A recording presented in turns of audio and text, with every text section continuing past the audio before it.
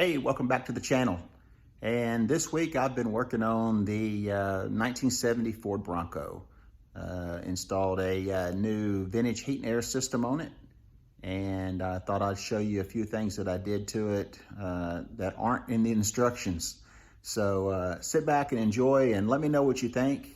Comment, like, unlike, however you want to do it. But just give us some support and show us that you're watching. Thanks again. All right, this is what we did on the Bronco. The factory heat and air has a couple of vent controls, manual vent controls, and these bezels go in the dash, and you'll have to ignore it. It says temp control and pull for defrost. I'm going to drill these out to where it'll accept the vintage air switches, and these will go in the dash just like they would have been from the factory. It's got that little pin right there that goes into the dash, keeps it from rotating. And once I drill these out, hopefully I can get those to work. We'll see. All right, so here's what I did. Drilled this one out from a hole that size to a hole this size.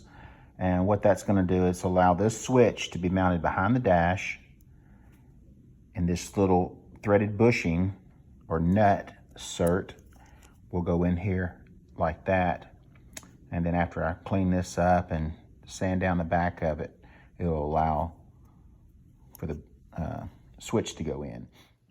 All right, so I didn't give you a really good description of where I got those bezels from, but these are the manual sliders that operate your heating valves and stuff on a factory Bronco.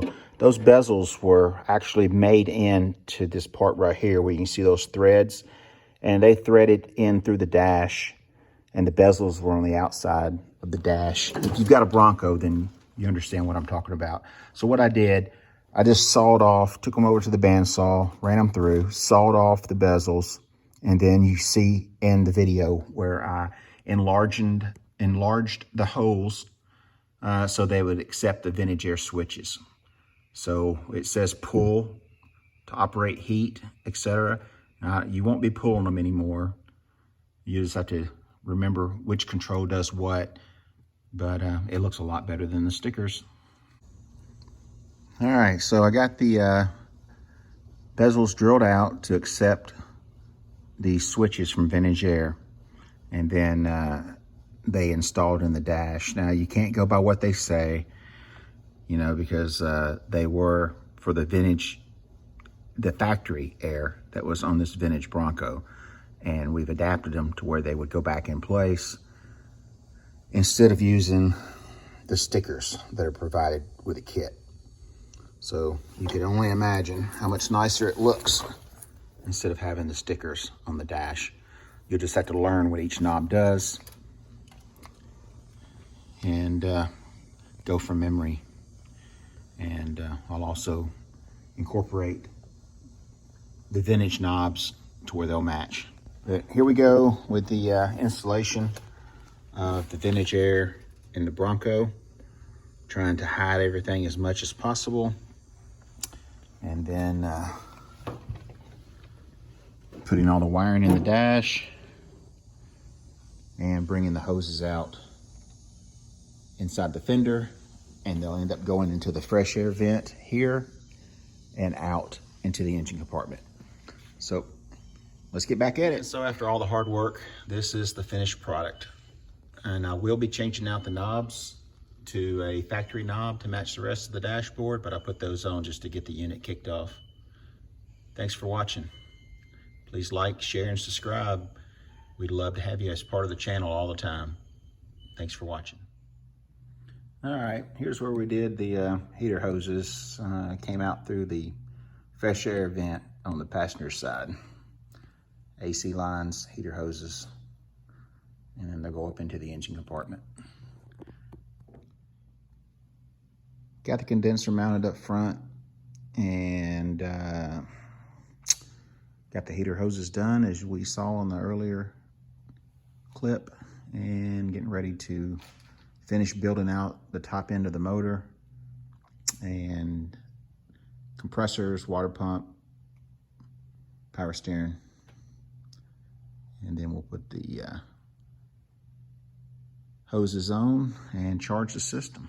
All right, so I'm back on the inside, and the only thing I've got left to do is tuck up some wiring and on the Vintage Air and install the vents that run across the front of the dash.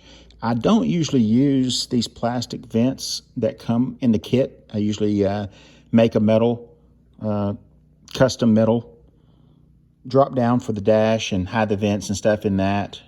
But these are actually made pretty decent, but I'm not going to use them as is.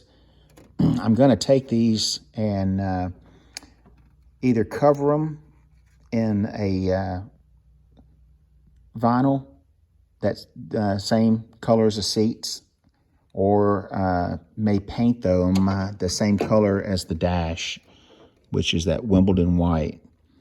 And not really sure what to do yet.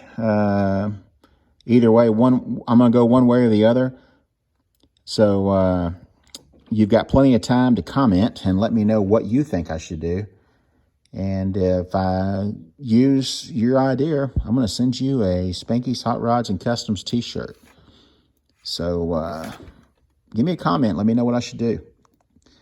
Anyway, that's going to be it for this video. We'll catch you next time, and we'll try to get this thing finished up. Thanks a lot.